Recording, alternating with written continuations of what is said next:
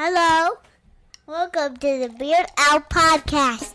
Podcast where we talk about the two greatest things in the world, beer and Weird Al Yankovic. My Aunt Lala and my dad are the hosts of the show. Thanks for listening to the Beard Out Podcast, part of the OddPods Media Network. Stay weird and enjoy the show. Hey, this is Russ. This is Kyle. This is Michelle. From the Infectious Groove Podcast. Join us every Monday for the most fun you can have with a music podcast. The Infectious Groove Podcast uses a positive and fun approach as we take time every week to share our jammy jams, then dig into a thought-provoking topic discussing all decades and genres of music. You can find the Infectious Groove Podcast on all major podcast platforms, or you can head to infectiousgroovepodcast.com to find us there and subscribe. We might have a controversial opinion here or there, but we always have fun with it. Oh, I'm sure I'll say something dumb. Subscribe to the Infectious Groove Podcast, part of the OddPods Media Network. Yeah. That's right. Okay. Here comes the theme music. Well, hey, how are you doing? Have a seat. Have a drink. Boy, I can glad to see ya. Want to come in and say? Where's Lala?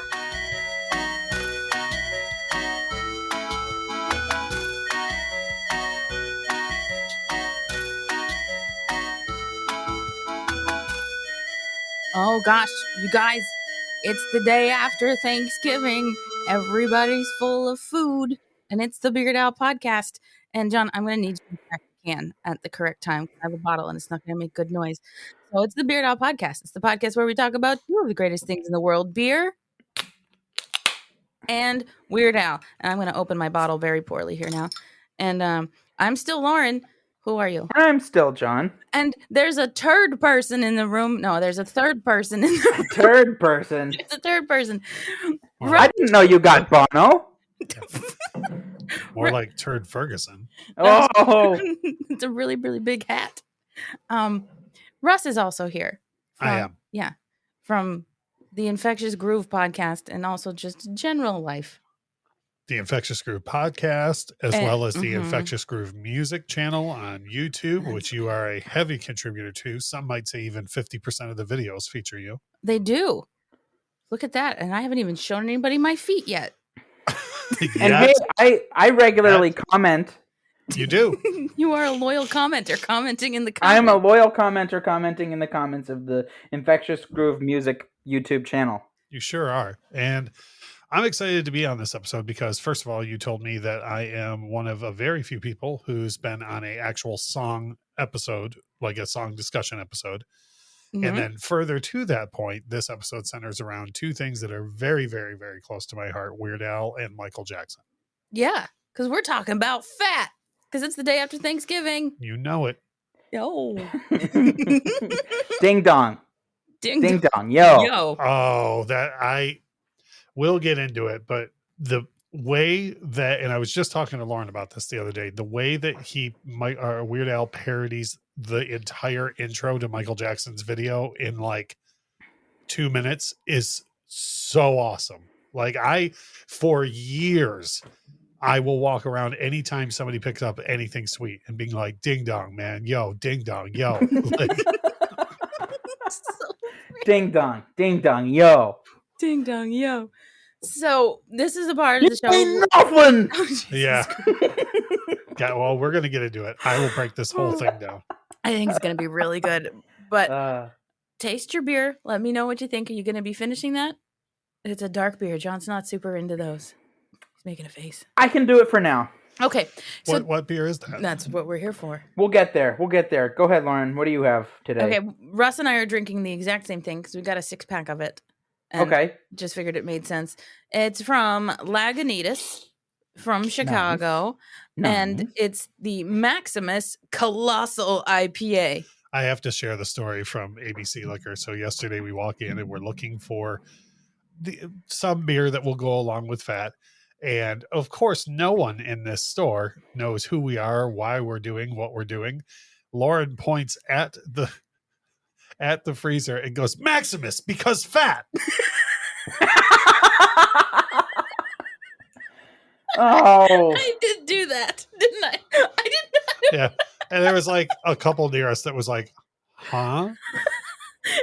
You started telling that story and I did not know where it was going to go because I just kind of did. I didn't even say anything on the spot because I was like, I'm sharing this on the show. yeah, awesome. Maximus Colossal. Sweet. Because fat.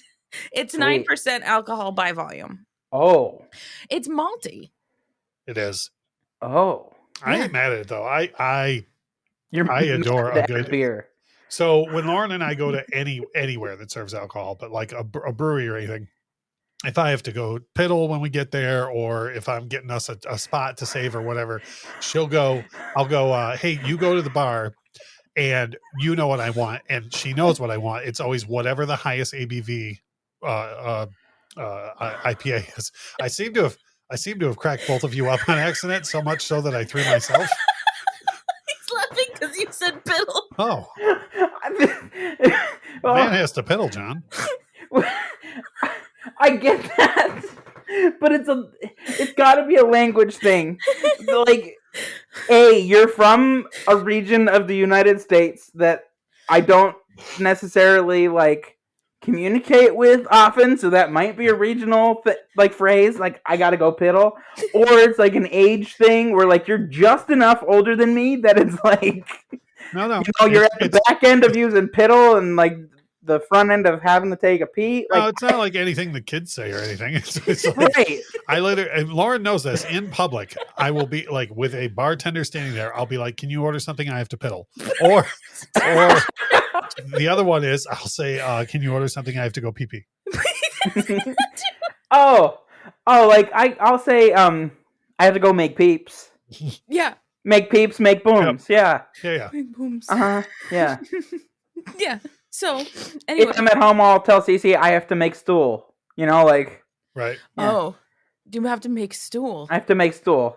I like that. Yeah. So anyway, we've got a really strong IPA that neither one of us is mad at. Nice. What do you have? I have, it is an Imperial Double Pastry Stout. All right. From Minneapolis, Minnesota, Fair State Brewing Cooperative. It's 12%. Jesus. Yes. It's called Heckin Chonker. Because fat. Because fat. Heckin Chonker. It's like it was too perfect. So it's like I picked it up for the name, and then I got home and I'm like, oh no, it's a stout. I should have looked at this before I bought it, but it's too perfect. I love the commitment to the name though. I'll probably drink about half of it before I decide I want to move on to my second pairing, which isn't as funny as the Heckin Chonker pairing is, but it makes sense in its own way. But we'll get there about a half an hour from now. Okay, we'll get there when we get there. Nice. Heckin Chonker and Maximus Colossal, because fat. Yeah. So fat. For those of you keeping score at home, is from 1988's Even Worse album. It is a parody of Michael Jackson's Bad, or is it a completely original song? Nobody knows. It is. It's a parody of Michael Jackson. No, it's right. I know. I was whatever. I'm just doing the whole thing. Where is this on our list, John? Oh crud! I should have looked that up beforehand. You really should have. Wait a minute. I'll go check. Yeah. Okay. Wait a minute. I'll go check. I wasn't sure where Pop Myself a Beer was either. I was gonna. Oh yeah, we didn't even do that. We did this. While John's looking. We did the thing already. I had to pop myself a beer. Yeah, I totally forgot to do that. I'm no good with the button boy. Forgetting all my buttons. Button. So let's see. Russ, I want you to guess where it is in the list. Out of 163. Like how many songs you've already covered, or no, where fat ranks on our list of favorites. Oh, where it ranks. Oh, geez. Yeah. And 163 is including everything, polkas and originals and everything. Mm-hmm. Everything on an album. Mm-hmm. 163. Oh, I'm going to cop out and say it's somewhere around the middle. I'm going to say this is like a 75er. Oh man, if you actually went with your gut and said actually went with the middle number, you would have nailed it. 82. Really? Damn. I was so close. I think that's not a bad guess though. No. And we'll get into why.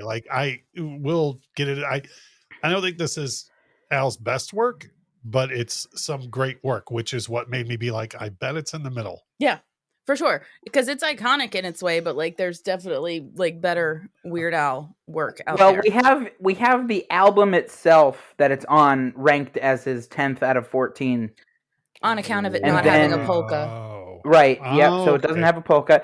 And then Fat. Let me see where we kind of ranked Fat.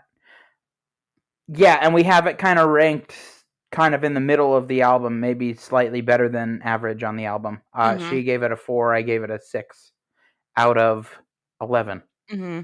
So yeah, This is it's one kind of of right in the middle low. Yeah. For me, I keep saying we'll get into this, but we will. For me, the video takes this song up several notches from where it was. That is true. I think when we ranked the songs, we were purely going off of music, and so to your point, I do agree with you that the music video, if we accounted for music video in all of the rankings that we did, some of them would move up, which would bump some down, and right. Yeah. Yes, that makes absolute sense. But I think when we ranked it, we weren't thinking about the music videos. Yeah. Yeah. Well, because the video is the whole thing. And I feel like Russ is probably the most equipped to, talk about how this Weird Al video kind of happened anyway. Right. Well, okay. So here's what's funny about both the Michael Jackson song and the Weird Al song. And this is funny that I ended up going through this exact same thing twice. But being as huge of a fan as I was, and like everybody else at the time, none of us could wait for the follow-up to Thriller. Any music Michael Jackson put out, all of us were just going to be like, yes, I want. Okay. And then 2 bad things happened to me before the release of Bad. First of all, the first single, I Just Can't Stop Loving You, was not my jam. It was bad. And from the album titled as such, but it just wasn't my jam. And that song, I'm not kidding you, took 15 years to grow on me. I just did not like that song. And then second thing that happened was this was back when, and this happened later in his career as well, but I think this was the first time ever, the video for Bad, or the short film rather, debuted on 3 networks at the exact same time. So how do you? Okay. Yeah, so literally all 3 networks changed over. We're just and by networks, I mean the majors. I mean ABC, NBC, CBS. I'm not talking about MTV and VH1. This was network television. Just was hey, it's more important in prime time than our ad dollars? This Michael Jackson short film. So they showed Bad, right? And it's an excellent short film. It really is. The moral, if you've ever watched the long form version of Bad, which is 20 minutes long, the first 15 minutes of the movie is very good. It's incredibly well shot. It's well acted. And the whole point of it is what you see at the beginning of the Fat video, where they're in this garage and Michael Jackson's supposed to show them that he's still bad because he's going to rob this old guy. And then instead he pushes the old guy away and, tells him, get out of here. You're going to get killed or whatever else. And then these guys do that. You ain't bad. You ain't nothing. Michael gets all mad. Everybody shows up through the power of dance. And then the video happens and he shows them who's bad. Right. But I didn't like that song either when I first heard it. Bad. I remember watching the short film, on television and just being like, oh man, this song's going to rule. Oh man. And then they do the slow look all the way up, from the floor. And I was like, oh, he looks bad as hell. Oh man. Oh, and then the song kicked in and I was like, but I don't like you though. This, you are just okay at best though. Now I will say that song grew on me much quicker than I Just Can't Stop Loving You did. So then, being the fan that I was always ready for the next Weird Al thing. I tell the story. Lauren knows this story, but I got made fun of in a record store for buying Polka Party the day it came out. The guy behind the counter, I was like, I'm here for the new Weird Al. The guy was like, but really, what do you want? Because at the time they held all the CDs behind the counter. It was like that the old day before they even made long boxes. So CDs were in the back. And I was like, I'm here for the new Weird Al. And he was like, but really, what are you here for? And I was like, the new Weird Al. And he was like, no, seriously. And I was like, I would like to punch you in the face. I'm trying to buy a Weird Al album. Like I literally, the day Polka Party came out. So I'm like dying for the new Weird Al thing. And then it was like, Weird Al's got a song coming out. And I was like, hell yeah. And it's a parody of Bad. And I was like, no. And to be clear, it wasn't like, I don't want to make fun of Michael Jackson, because like I understood what Weird Al did, right? It was like, not that one though. I heard the rest of the record, and you can do anything else off of Bad except for that time. Please don't do Bad, you know? Yeah. And then the reverse effect happened to me, where with MJ, I loved the short film that I was seeing, and then I heard the song and I was like, no. With this, the moment Weird Al's video starts, I was like, yes, okay, I was wrong. This rules. Yeah. And what we've already alluded to, the ding dong, man. Yo, ding dong. Ding dong, yo. That the way that in such a loving way, Weird Al parodies Michael Jackson's acting with the you ain't bad, you ain't fat, you ain't nothing. You ain't nothing. It's so good. Yeah. It's done in such a loving way. And the two things that I want to mention, and this is probably the part that Lauren was talking about when she threw it to me about being qualified to talk on this. I think it's amazing that Weird Al asked Michael Jackson's permission for this, and Michael Jackson's answer was yes, but where are you going to shoot it? You know, and Weird Al was like, I don't know, in a subway somewhere. And Michael Jackson was like, no, please, you use mine. You know, like, and Weird Al was like, yeah, but that's going to cost millions of dollars. And Michael Jackson was like, but I'm Michael Jackson though. Like, I don't know what money means, you know? And so that, and then, you know, when Michael Jackson passed away, Brooke Shields talked at his funeral about one thing that nobody knew about him, is that Michael Jackson loved to be teased. Like, he loved to tease other people, but he liked getting it more. And I love the fact that Weird Al just, in my opinion, went to the extreme with that, the you ain't fat, you ain't nothing thing, because Michael Jackson gives a heartfelt, believable performance in that short film. And Weird Al just goes to 100% in parodying it. So, but it's so weird for me that this was the opposite. Like, when I first heard of Bad, I was like, oh, this is going to rule. And then I was like, no. And then when I first heard of Fat, I was like, this is going to be utterly disappointing. And then I was totally like, it turned out the other way for me. Yeah. Weird Al's great in that way. And I mean, John, like, you and I, we came to Fat like later, you know what I mean? It was a thing that was already established and existed and was already part of who Weird Al was. Already beloved in the Weird Al community. Mm-hmm. Yeah, because we didn't start listening to Weird Al, as we've said many times, until mid-90s. Yeah. And so with all that stuff already being established and being a core of his tour show, you know, changing into the fat suit and doing that, it's like, everybody loves this song already. Yeah. We should too.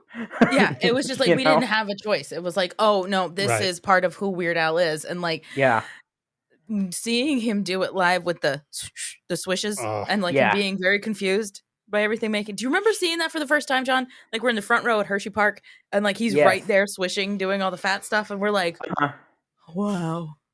My three favorite things in the video, two of which are a direct parody again of things from Michael Jackson lore, is what you just said. First of all, it's brilliant. Then and the other two involve the wind machine, because Michael, like Beyonce, like Diana, like Mariah, cannot do much without a fan. You know, got to stand there with it, right? And when Weird Al got the pinwheel out, I laughed so damn hard the first time that I saw that. I thought it was brilliant. And then also related, and I don't think the wind's going then, but when there's an unnecessary scene in Bad where they all take off running across the subway for no reason whatsoever. Like, they're just like, we were dancing here and now we have to dance way over there, so we're going to run, right? They're going to run and do a little bit of parkour between. And then the Weird Al one where the camera gets ahead and comes back and they're all doubled over. Because they're on account of fat. It's just brilliant. The dude took everything that could be poked fun at in that film and did it perfectly. And again, I know. Am I wrong on this? He's taken heat for this over the years, right? Hasn't somebody somewhere along the line written an article about you can't be the why are you saying the fats at people? Isn't that I've heard that somewhere along the line, Well, right? now, John, your mileage may vary on this. Like, I don't know. Have you heard people like again complain about fat? Like the body No. positive people. I mean, I haven't heard people complain about fat. It's like, no, I've heard the body positivity people in that regard, but I've not heard the song "Fat" come up in that discussion. I think at some point, I can't even remember because I have had so many conversations with so many different people on this show, and like we're talking about things that Weird Al like would not be able to get away with today. Right. And somebody mentioned, you couldn't get away with a song like "Fat" today on account of that. Okay. I may have just had that conversation with someone in life and I'm thinking that it was, but but even that, here's my thing though. I don't feel like anything in this video is mean-spirited. Nothing in the video, and I don't think anything in the that's the song thing is. with Weird Al in general. It's like he'll poke fun at these things, but he's never like putting anybody down. And it's the whole song is "I'm fat." It's Yeah. not Right. "you're fat." Yeah, even not saying even you're all the fat. even all the jokes, which my favorite lyrical part in the song is at the end where he takes the genius that MJ did with the underlying verses and then puts fat jokes in. Yeah. So instead of the and the whole world has to answer it, when I sit around the house, I really sit around the house. Yeah. And the thing, when there was two things that made me almost fall out of my chair when I first saw the video. One was the pinwheel, and then when he goes, I'm huge. Oh my Lord. That's Mom's favorite part of the song. Yeah. If you were to like get our mom in here right now and be like, Mom, what's your favorite part? And Fat, she'd go, I'm huge. I'm fat. That's what she would do. And it's because for me, it harkens back to the very first Weird Al thing I ever heard was "Eat It."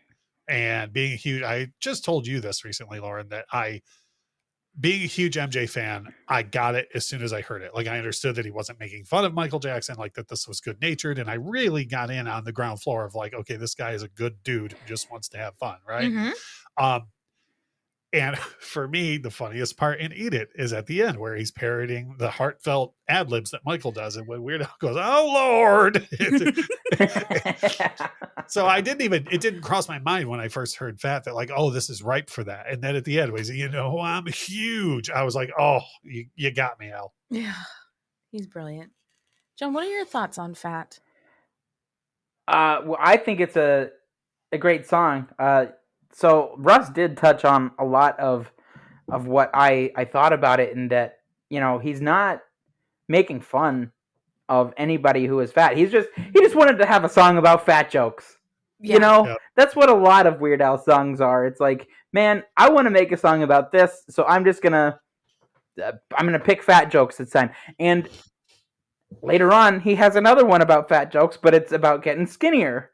Yeah. Grapefruit diet. So this is part of that trifecta. Low fatty. Eat it. Low fatty. Yeah. Low fat. Yeah. So, I think I need a button it's all about the fat. He didn't get all of his fat jokes out in Fat, so he made another song, "Eat Grapefruit Diet." Yeah. So okay, great. We're talking about the videos and how well done the video is for Fat. At the same time, so is the music video for "Eat It." That's like shot by shot, perfect, but humorous of the "Beat It." And we talked about it when we. Yeah, this is geeky, but from what I can tell when I look at the video for "Eat It," I'm pretty sure that was shot on the same film that "Eat It" was. Okay, I would love to see that, because this is the geeky part. When something's videotaped, there's no help for it. It's locked at 300 whatever lines of resolution, and that's it. When something's filmed, it's damn near infinite. Like that's why, very quick film school thing. This is why you can get a 4K remaster of, say, The Godfather that came out in the 70s, but you can't get a remaster of an episode of a sitcom, because the sitcom was, even though it was released 15 years later, it was videotaped, so it's locked, right?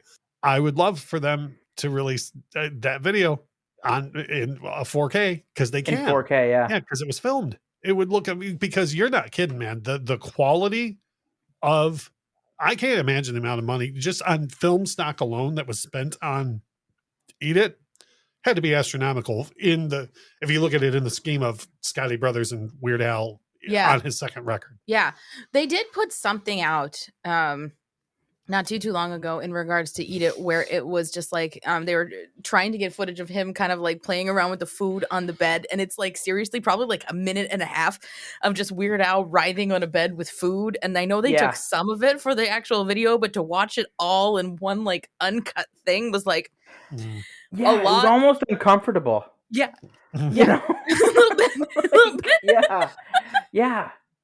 So, okay, here's a question then. We may have touched on this because, again, you have the Michael Jackson connection with both Eat It and Fat, and there's a lot going on there. So now, thematically, because we've talked about how some Weird Al songs can be connected if you like are crazy enough to do all of this in your brain. Do you think the Eat It narrator is the same person as the Fat narrator? And because they had unhealthy habits growing up with food, like, no, you got to clean your plate. That's how they became the Fat narrator?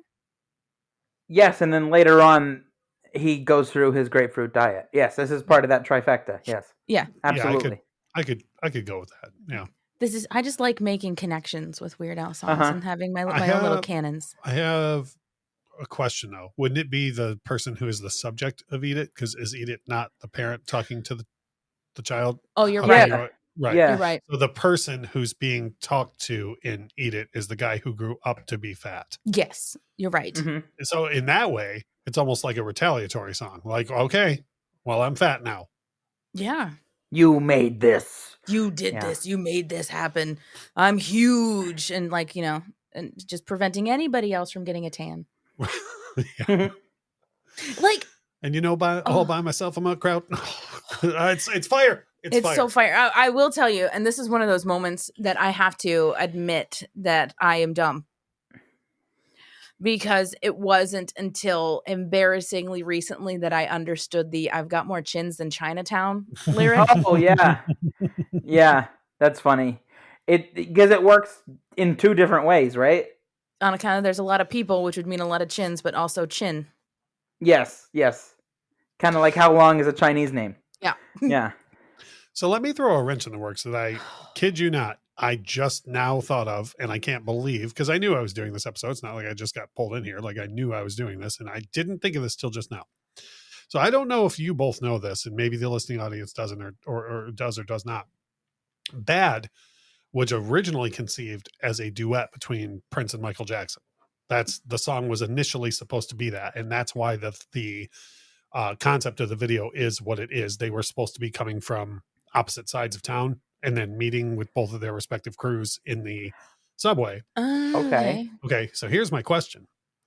In an alternate reality where that happened, which, by the way, the reason it didn't happen is because Prince heard the song and was like, this is already fire without me. Like, if I record on this song, it will be worse than it is now, which I think is amazing for Prince to have said. But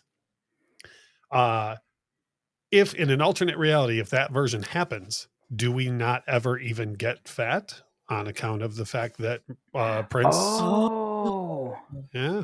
See, I thought you were going to ask who would the opposing gang leader be? Emo like who Phillips. would be the? Oh my God. Where's Emo from? Where's he happen to be from? Do you know? The only reason I ask is because I feel like Al would have at least got somebody from Minneapolis to be Wait a minute. the opposing. Wait a minute. I'll go check. Oh, I'm so excited. I caused something to happen. Yeah. You did. But the reason why I say that is because I feel like if nothing else, Weird Al would have had someone from Minneapolis be the other person.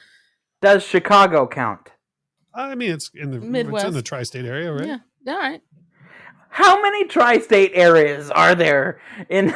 It depends on where you're standing. Depends on where you are. Yeah. Exactly. Yeah. Because for us, the tri-state area is Pennsylvania, New York, and New Jersey. Yeah. But I'm sure if you're in Philadelphia, the tri-state area is Pennsylvania, Delaware, and New Jersey. Huh. So, I mean, I guess this would come down to a rights question, right? But because Michael was obviously all about and for and helped with that happening, Mm-hmm. and arguably probably gave it a lot more public, a lot more eyes on it for it being shot in the same place and whatever. But I wonder if Prince is involved, if that becomes oh yeah, no, you can't do that. Or I wonder if that would just be a rights thing. Like if Michael wrote it, then it's up to him. That's a really good question. Or Yeah, no, maybe. I guess it wouldn't matter because Weird Al wasn't concerned with legal. He was concerned with what people liked. What the people wanted, yeah. Yeah. Well, Kind then of like maybe he you would respectfully didn't do black and white because of the message behind black and white. He didn't Right. want to. So you didn't do Yeah. Snack All Night. Yeah. Now, Yeah, I wonder. What do you think about that? So, yeah, that is a real question. I gotta think it doesn't happen. Or now hear me out on this. I'm listening. Talk to me, sister. Hey, she's my sister. Oh, that's right. Now you were telling us what the video short film about, From Bad would have been with Michael Jackson and Prince if Right. that had happened. Well, maybe if Weird Al had approached Michael Jackson saying, "Hey, this is my parody idea," if Prince said no, the video comes true.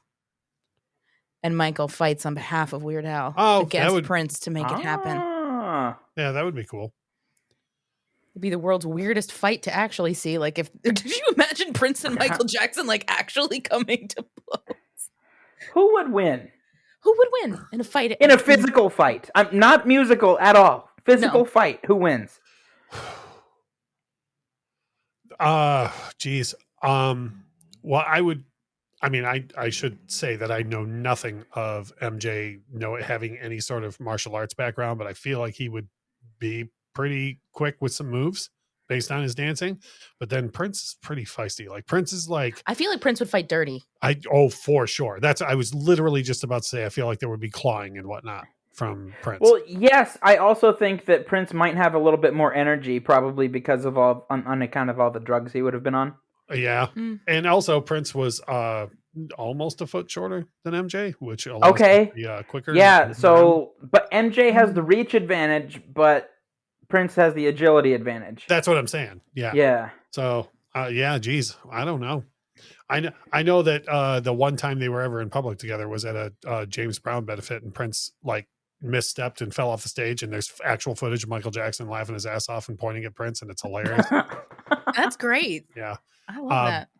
So, sub question to my already befuddling question. So, if he can't do Fat, do we get the rest of Weird Al's career?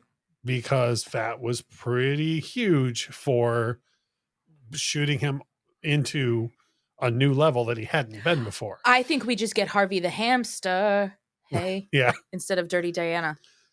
Sure. Then we get Harvey the Wonder Hamster earlier. Because I got in trouble on this very Vince McMahon on this very program. I got in trouble by my controversial opinions on the rest of this record. That I like the rest of this record a lot, but I'm telling you right now, 6 words long, Velvet Elvis, or I'm sorry, Alimony. None of those songs will anchor this record the way that Fat did. No, none of them would. So no, I think he just would have had to come up with something else. Yeah, which maybe not. I don't know what he could have. Only thing I think he could have done at that point would have been hair metal. Then you two try and figure that out. I'm gonna go get another beer. Yeah. Okay. I feel like he would have had to have gone toward like Poison or Warrant, or because that's the only. So like he did later on with Stuck in a Closet with Vanna White, which isn't that already on? It's on even worse. Yeah, he kind of touched on. So he did hair metal already. No, but I'm talking about a direct parody. I'm talking about like something that was huge at the time, like Every Rose Has Its Thorn. Oh, something more, or he would have gone with a polka. Or no, but I'm talking about no polka on this. Yeah. No, I agree, but what would? It's not. What would anchor it like that? I'm not going to agree with you on a fact. Of course, there's no polka. Right. But yeah, what would have been the lead? The only thing I can think is if he would have somehow did like GNR or Whitney. Like those are like the 2 other huge names that would have even been in the discussion with Michael at the time. Well, you know what he really could have done? I don't know the time frame of this. But what if instead of asking Paul McCartney for the rights to do Chicken Pot Pie, he asked Axl Rose? Well, You know, if he did Chicken Pot Pie in the stylings of Live and Let Die by Guns N' Roses. Well, you know okay. what I mean? Well, two things. One, you had already said you didn't know the timeline. GNRs didn't come out till 91. So Okay, you a couple of years off. Two, you're actually leading us back to the original question, though, because then it would come back if Paul didn't want that. Yeah. You know what I exactly. mean? Then Weird Al wouldn't have done. Even if Axl was like, "Yeah, do it," like, yeah. Or I'm sorry, Axl would have been like, "Yeah, do it." Nice. So, no, you were talking about him maybe doing hair metal. He would have done Def Leppard. I'm just cooking ramen. I'm just cooking ramen because I need some food. I'm just cooking ramen. It doesn't taste too good. See? I'm being quiet on accident because that band can't come up without me making one-arm drummer jokes. So I'll just let you guys talk. Yeah. It was the radical left. I don't think a Def Leppard would live too long in the wild. No, wouldn't hear anything coming. Right. But yeah, I just, it's an interesting point. I think that if Prince was involved, I think that changes this entire game. Yeah. This entire era of Weird Al. I don't know if I care for this timeline. Right. I don't quite like what you're speaking over there, sir. The dogs are like obsessed with him over here. Yeah, it's okay. Yeah. But having said that, Prince was not involved in the track, and we have it the way that we have it.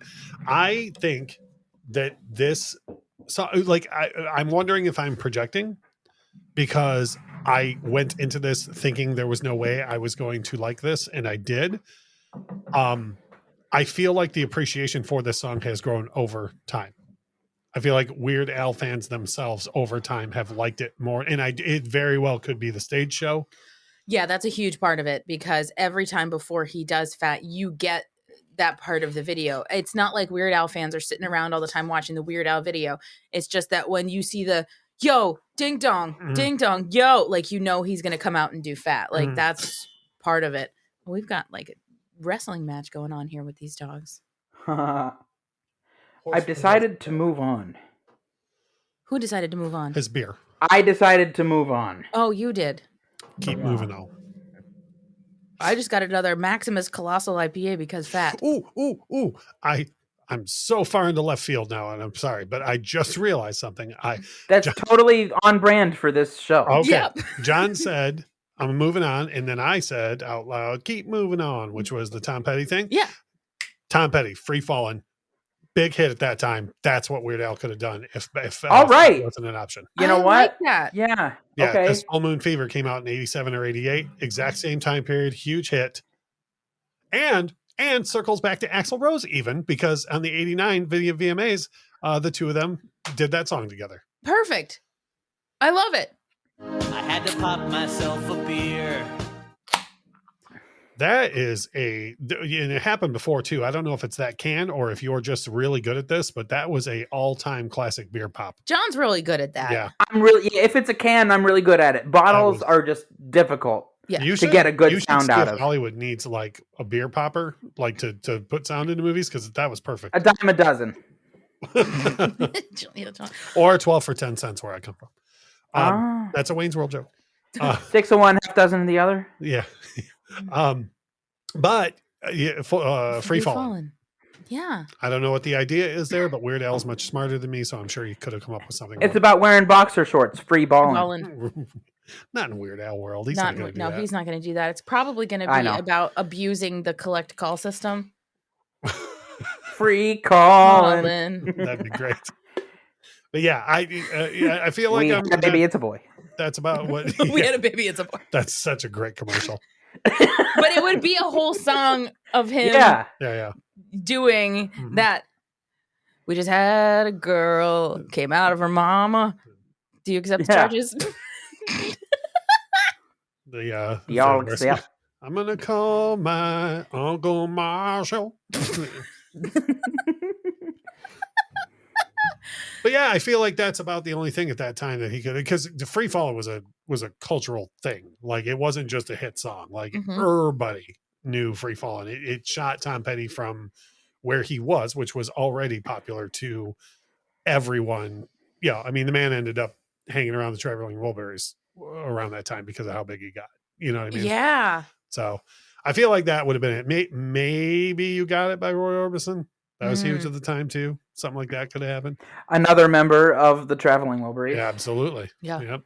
So anyways, for me, this song was such a pleasant surprise for me. I was convinced I was not going to enjoy it at all. And it's one of those things, like if I had a word with Al beforehand, we wouldn't have this wonderful song, because I would have been like, don't do that. Don't do that. It's bad. Yeah. No, it's fat. Right. And it turns out I was wrong. What's your second beer there, John? All right, so the second beer I have is from Pressure Drop Brewing in Buffalo, New York. Pressure. It is a New England hazy IPA, That's more up your alley. 7% ABV. It's called Frosty Pops. And I paired it because Michael Jackson was the king of pop. Well done.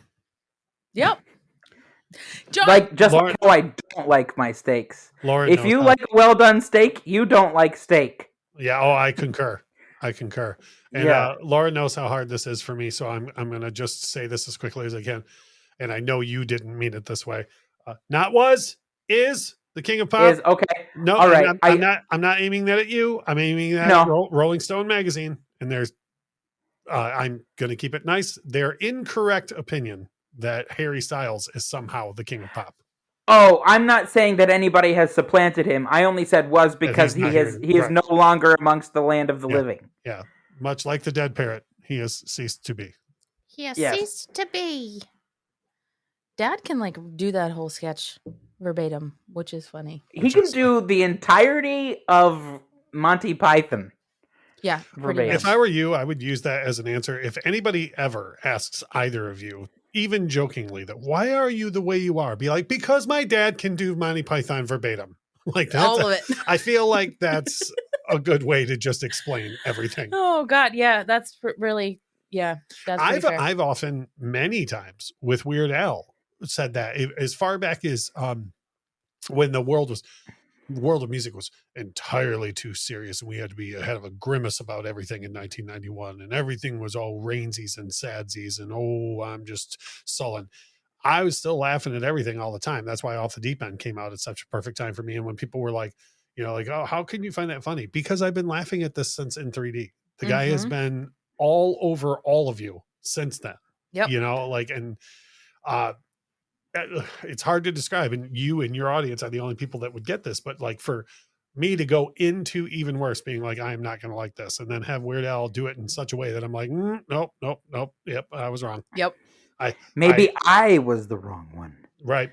Yeah. Maybe I was the wrong. No, it is the children who are wrong. And also only because in this room we happen to be looking at an original pressing of Even Worse. I adore the cover to the record that Fat is from.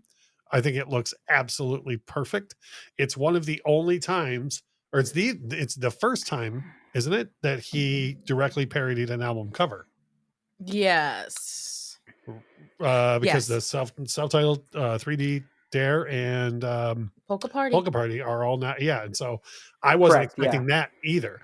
And the Meyer Thrifty Acres that I bought Even Worse at had, when we went into the store, had an end cap of all the bad vinyl, like I don't know, 4 or 5 of them in the sleeves that they used to have on the end caps, and then the other side of it was all Even Worse, and it was the most glorious thing I ever saw in my life. I'm glad you have that mental picture. Do you know how many people probably accidentally bought one or the other? About the same amount of people that accidentally bought Alapalooza thinking they were buying the Jurassic Park soundtrack. Yeah. Well, because, and of course I wouldn't joke about this, Weird Al actually had to change the color of Alapalooza, the cover of Alapalooza, from yellow to red, so it looked less like the Jurassic Park soundtrack because people were getting mad. Yeah. Well, at that time, Michael's vitiligo had gotten so bad that they had to use more white or lighter makeup to fill in the blotches than they did bad. And no one ever bothered to ask about that, but that's really what was happening. So like, if you see those two side by side, because of Al's skin tone and Michael's natural skin tone at that time, it looks exactly the same. Mm-hmm. You know, which reminds me, when you said that about the Jurassic Park thing, I think I've told you this personally. If I were to ever record and release my own original music, I'm just going to name my albums after really popular records and hope that people buy them on accident. So for like, if I even released albums as Russ Robinson, my first album would be called Michael Jackson's Thriller. That's a solid stratego. Yeah. And then my second album would of course be called The Eagles, Their Greatest Hits. Like that would actually be the title of the record. I like it. There was a band that kind of did something like that recently, I thought. Well, if so, they're looking at litigation. I think they called their album Star Wars. And they were waiting for Disney or Lucasfilms to be like, give a cease and desist and change the name of their album, but they never did. Mm-hmm. Oh, because they were looking for the bump from the Yankovic bump. Yeah, the Yankovic bump. But yeah, I adore, even all the way across the board. I just love, even the back of Even Worse looks exactly like the back of Thriller, or Bad rather. Yeah, it's just everything about it is wonderfully done. This is the only time in my history of being a Weird Al fan where I wasn't looking forward to the Weird Al thing when I knew what it was. Like, for example, when we came around to the next record with Off the Deep End, as soon as I knew he was doing Nirvana, I was like, this is going to be better than people think that it is. Mm-hmm. And I already loved Teen Spirit. Okay. So with this, I was like, but I don't like Bad though, and then Weird Al was like, oh, well, you do now. And I'm not kidding you, as a lifelong MJ fan, Weird Al is the reason why I started to grow to like the song Bad more than I did. Yeah. Before Fat existed. Weird Al made him like a Michael Jackson song even more than he already did. And he's like the biggest Michael Jackson fan I know. Just to circle back real quick. Mm-hmm. The band that did that was Wilco. Oh, yeah, that sounds like something Wilco would do. 2015 album called Star Wars. Yeah, that tracks. John, I feel like this is the episode where I have to talk about that time that you came to Jacksonville to visit, and we went to Hamburger Mary's. Oh God, yeah. So you're going to ask us. That was a fun time. You're going to ask us to remember the time. We're gonna. I did it. When we fell in love, you remember the time. Yeah. And so Hamburger Mary's, for those that don't know, is that's when I made it rain on Carlton. You did make it rain on Carlton, but the reason you made it rain on Carlton was because the dancer who was doing the Carlton was Michael Jackson first. Well, yes, but I did say at the beginning of when he came out with Carlton, I said, if he does the Carlton dance, I'm going to go make it rain. Mm-hmm. Hold on a minute. The dancer was...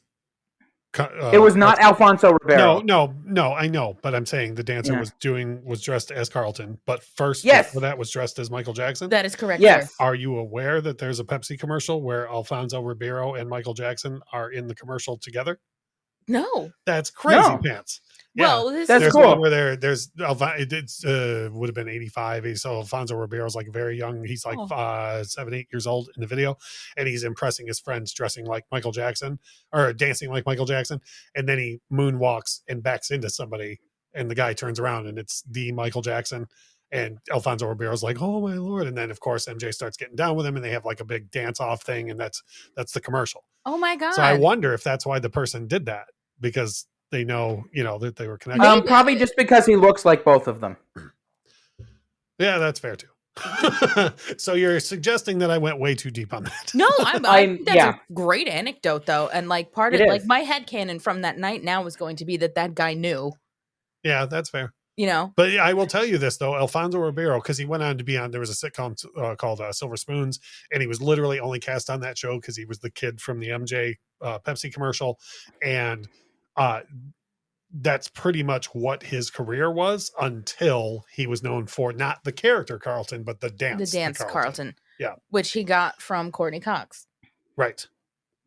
Yeah. Okay, so just looking back through my Google photos, I have both a picture of myself with him dressed as Michael Jackson, and then you took a video either of me making it rain or of I took a video of him doing the Carlton. I took a video of you making it rain. I know that I Okay, have so that. then the video that I have here is him doing the Carlton. Okay. I'm not. I didn't want to play it because I don't want. Not to be outdone, I just Googled a picture of Alfonso Ribeiro and Michael Jackson together. So. Wow.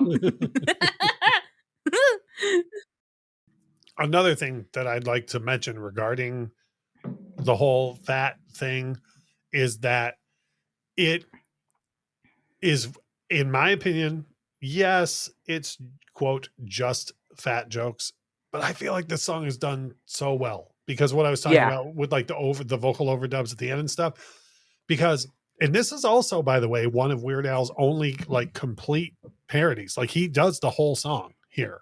And a lot of times he'll cut that second chorus, he'll cut a bridge or something. And he could have got to that last chorus and just who's fatted it and been done. And he does those extra vocal layers. I feel like he put a lot of work into this. Yeah. Oh my God. Like, cause there's so much to it. A lot of thought. Weird Al doesn't do anything without a lot of thought.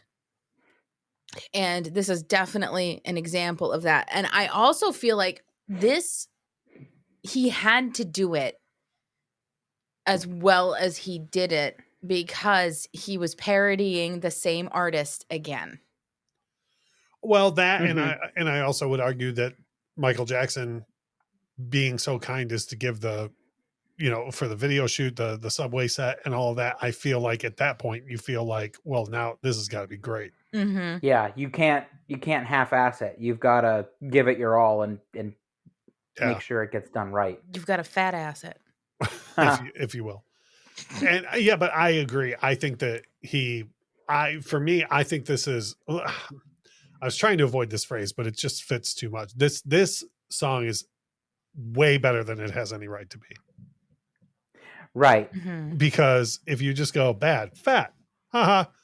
Like fat to me sounds like, and the thing Weird Al I'm certain is sick of, where people walk up to him in airports or the grocery store and they go, "Oh, did you think about doing this for that song? Because I'm hilarious," right? Mm-hmm. Fat to me sounds like a person walked up to him and was like, "Fat, huh? But fat though," And he made like the absolute most gold you can make out of that. Mm-hmm. Yeah, for sure. And Weird Al is so good at doing that. What you think is going to be like the simplest, most like. Because we've talked on the show quite a bit about how you can tell when Al appreciates the low-hanging fruit and like makes a delicious pie with it. And you can tell where he's just like, okay, this is low-hanging fruit. Look at it. I remain wildly upset that one of my favorite Weird Al songs I've heard he doesn't like at all because he thought it wasn't anywhere as good as I think it is. And that's Party at the Leper Colony. I love that song so much.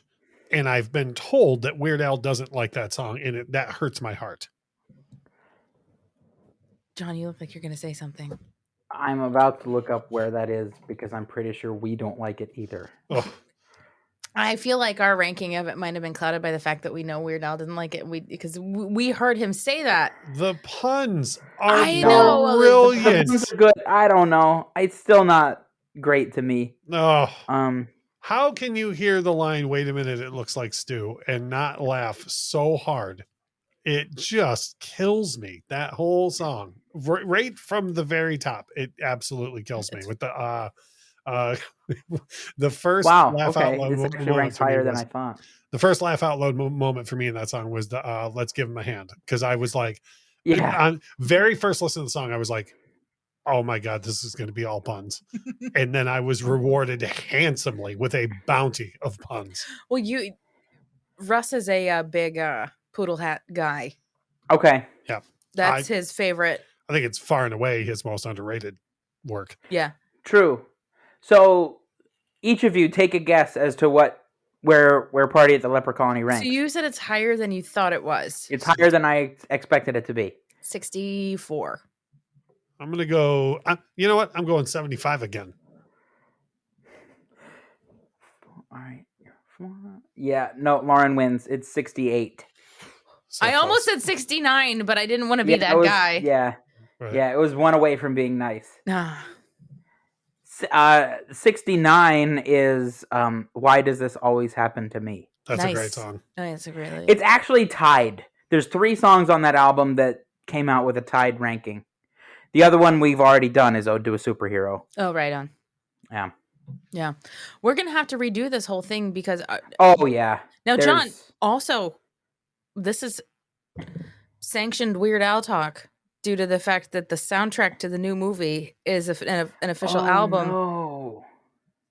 Mm-hmm. Oh, no. Yeah, I personally, Yeah. I think y'all need to do the re-records versus the originals. By the way, yes, Like special episodes doing a comparison, like And then- a versus. so this is just me floating ideas out there. I think y'all should do a series of episodes because is there 4 re-records?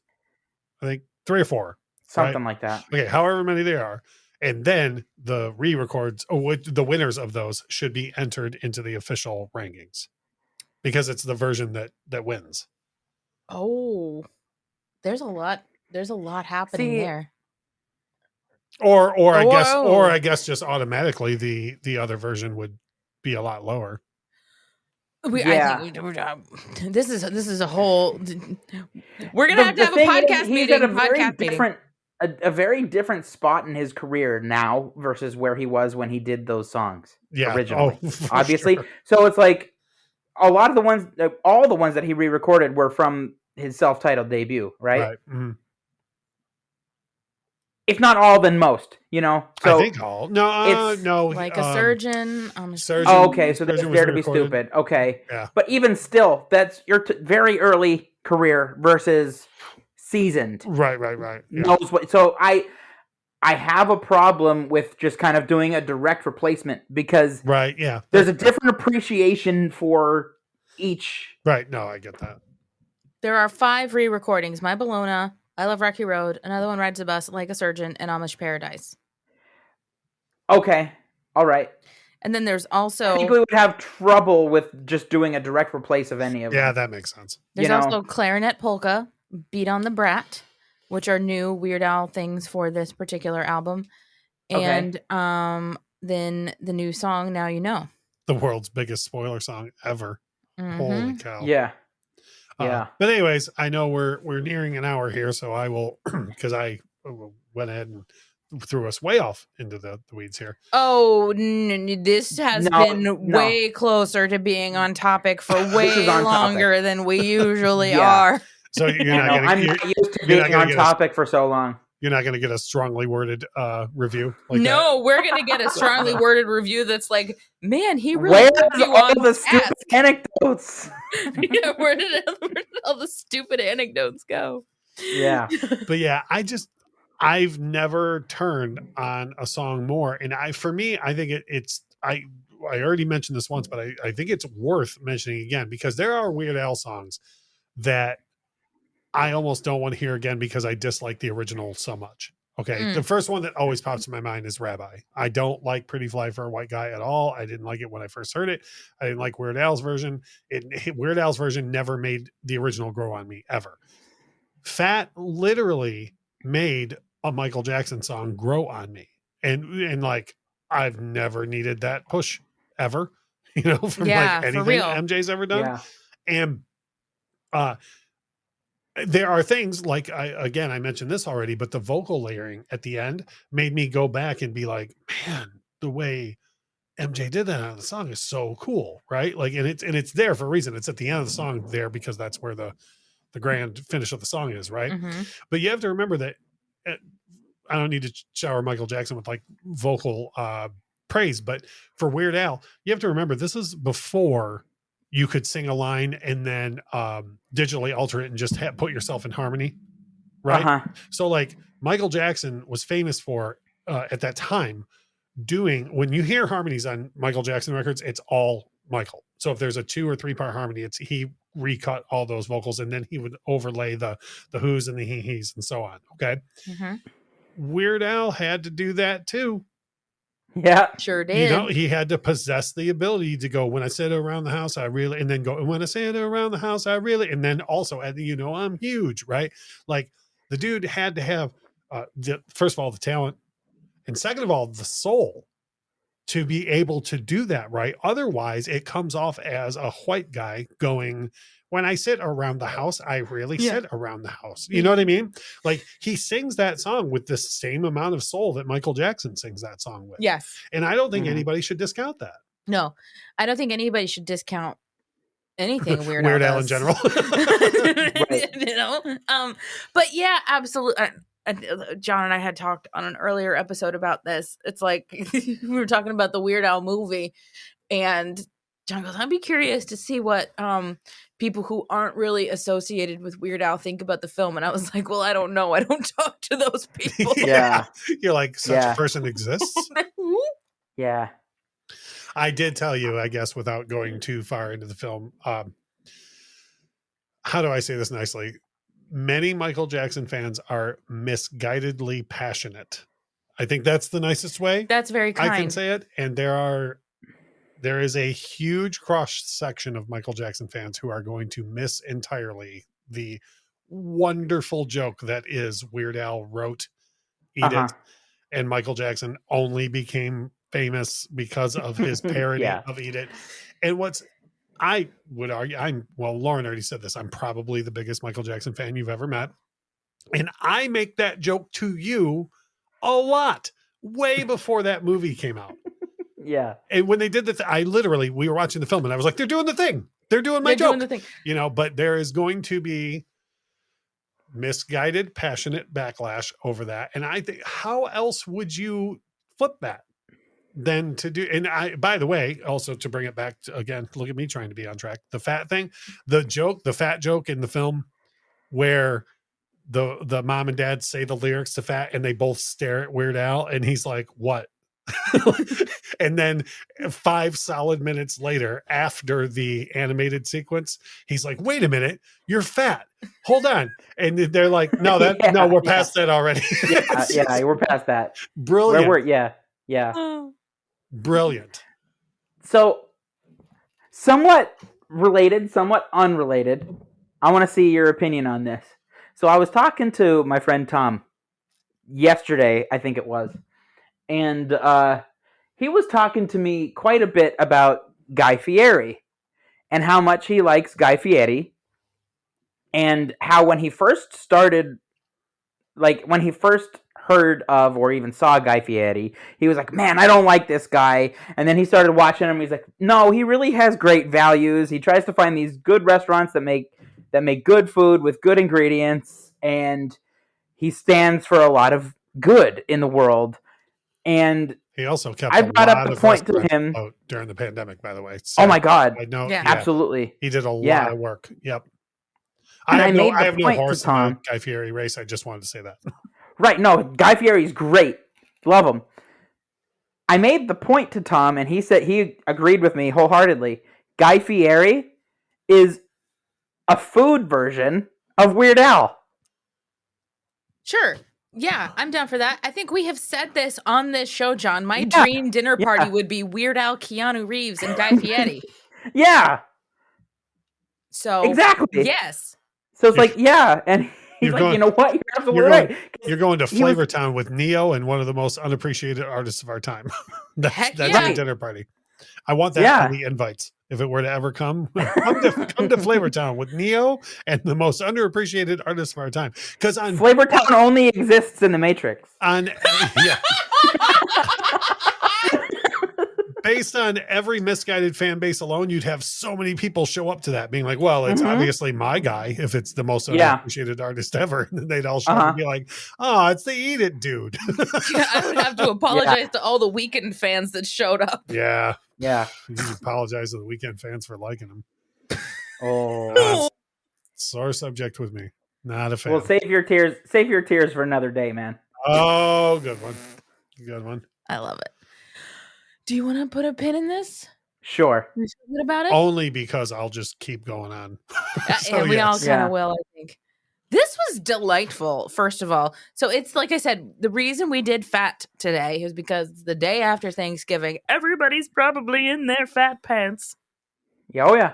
And on account of all the food. And I liked this, that there was like we had a little group going. Is there also something going on with Michael Jackson around this time too? Oh yeah. Ish, yeah. I believe the week before this episode comes out, the 40th anniversary version of Thriller will have been released. So yeah, as a matter of fact, I know that for a fact. Your episode, well, yeah, because it already happened as of this releasing. That's what I'm saying. Time is a the flat day people circle. are hearing us talk, the day before that would have finished the week-long celebration that the MJ fans are having for the 40th anniversary of Thriller. Yeah, that's fair. So how did your stream go? Awesome. We had almost 100 people in that stream. It was incredible. We had just a huge, awesome fan base of people like, let me put it this way. When I started spinning songs, the request box filled up and I kept saying in between songs, trust me, I got this. Like I see the requests coming in. Cause I had made my list 3.5 weeks before this. And I said, trust me, you don't have to flood. I got this. And literally very quickly the requests fell off and people were just partying in the chat. They were like, oh, he knows what he's doing. Like he's got this. Yeah. And in between songs, I kept not just going, and here's Michael Jackson with Bad. Like I was doing very quick little anecdotes and stories and why the song was personal to me. And we kept getting people in the chat, and Lauren knows this, just being like, well, I'm crying now. Being like, that story was awesome. Or, you know, and it has been said to me, and I've shown this message to Lauren by more than a few MJ fans, that they did, I think, 6 nights of those DJ sessions in a row. And I've been told repeatedly that mine was by far the favorite.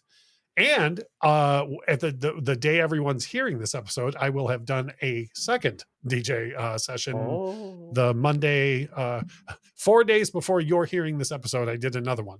Yeah. Because time is a flat circle. Time is a flat circle. Yeah, it's beautiful. I love it. Yeah, so there's just so much cool stuff happening, and I love that whole, what is it? What's it called?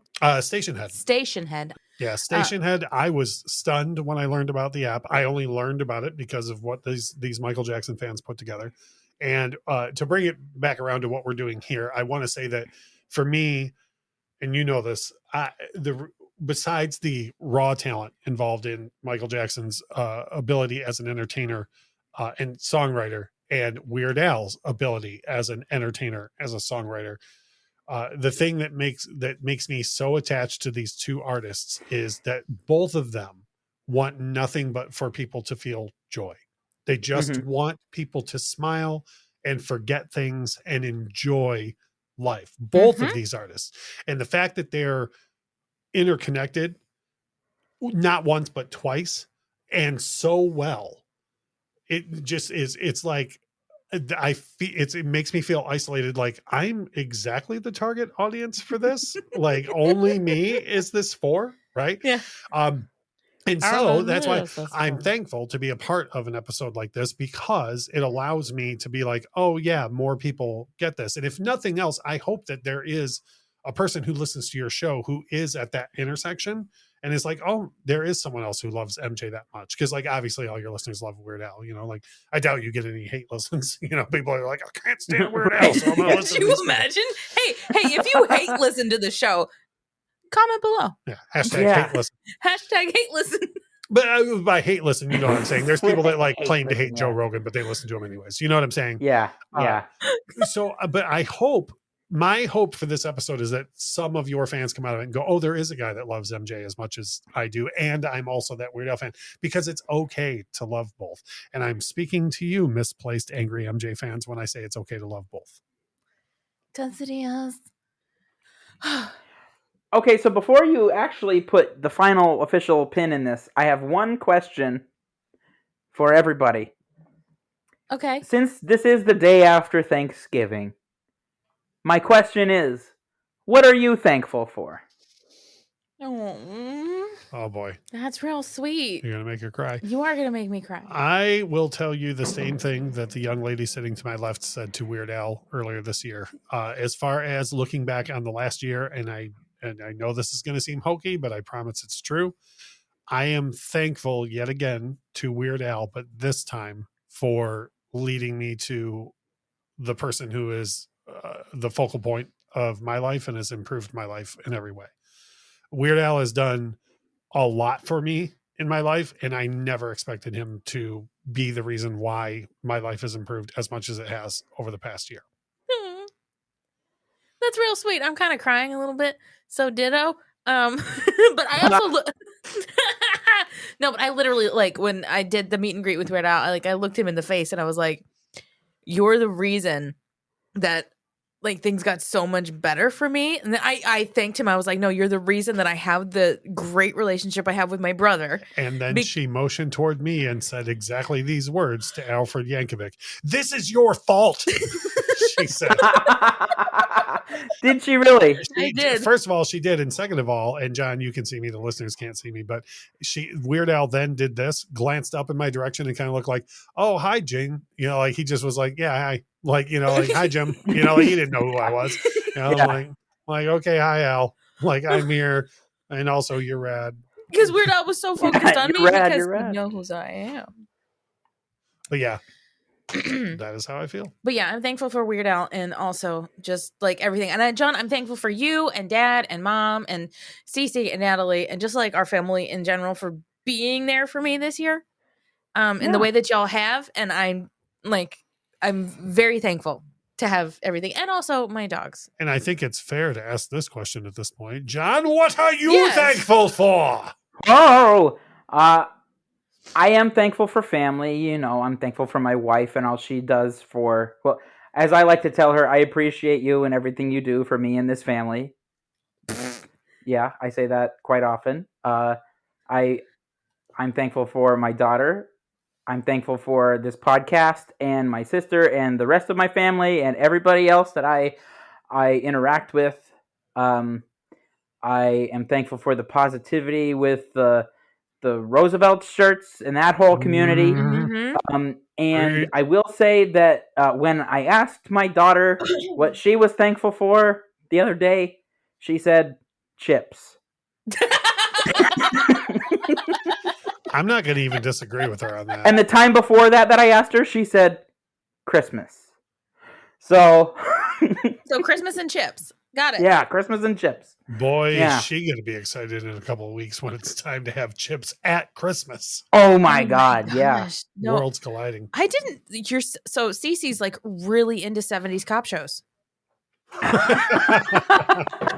Yeah, Eric Estrada. She really loves that Eric Estrada. Just wait till she gets a little older. You'll be like, "What are you thankful for?" Starsky and Hutch. Yes. Miami Vice. Oh wait, Yeah. That's 80s. I'm sorry. Well, no, the As older she she gets gets. older. Yeah. Nash Bridges. Yeah, okay. I'll tell you what, That's when just it's from- 90s, right? From one parent to another, if you ever ask her what she's into and she says cop rock, then you know she's down a dark path. I don't know, over both of your heads, Stephen Bochco had a cop musical show. I promise this is real. You can Google this. That was on ABC in the early 90s called Cop Rock, where in the middle of trials and murder scenes, cops would bust into music. I promise That sounds really fun. Yeah, it was on for half of one season. Oh, yeah. Hey, so it at least made it past one episode. Oh, okay. no, yeah, it did. Yeah, and it was because Stephen Bochco was like, he was the Shonda Rhimes of the time. He could, no matter what he did, they put it on TV and it was a huge hit. So he was like, okay, I was doing a lot of drugs last night. I came up with this idea. And ABC was like, green light, you know? And then Yeah. it literally, God. yeah, I think they shot one entire season, but I think only the first half of the season aired. But that's just a parenting tip from me to you, because my son is a bit older. If she ever gets into cop rock, then you need to see who she's hanging out with. All right. I like it. All right. That's a really good tip. And I like how this episode kind of felt like a holiday meal type situation with the way the conversation went. It was a cornucopia of conversation. It was. And so, And that's when those security guards threw us out. Speaking of cornucopias, this is John getting dragged away by security. I got thoughts on cornucopias. what's the purpose? What's the purpose? per your memory, does the Fruit of the Loom logo have a cornucopia? Yes. I know that it doesn't. But my memory says it does. I'm saying it does. It never did. Oh. Never has it ever. The Mandela effect. It's just a bunch of fruit there. It's just a fruit basket. It's just a fruit basket. No, there's not even a basket. It's just fruit. I know. I was Not even on a plate. It's just fruit. I was doing a genitals joke. Okay. On that genitals. Okay, bye. Bye. Yeah. All right, this has been the Beard Owl Podcast. We're going to come at you again next week with, I think it's an episode about ranking an album. I can't remember which one it is, so just tune in next week. You'll find out. Bye.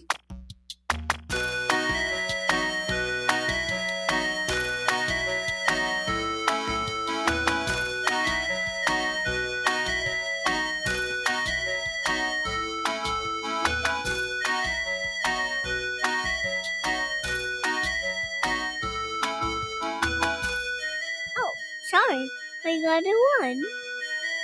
We got a pencil again.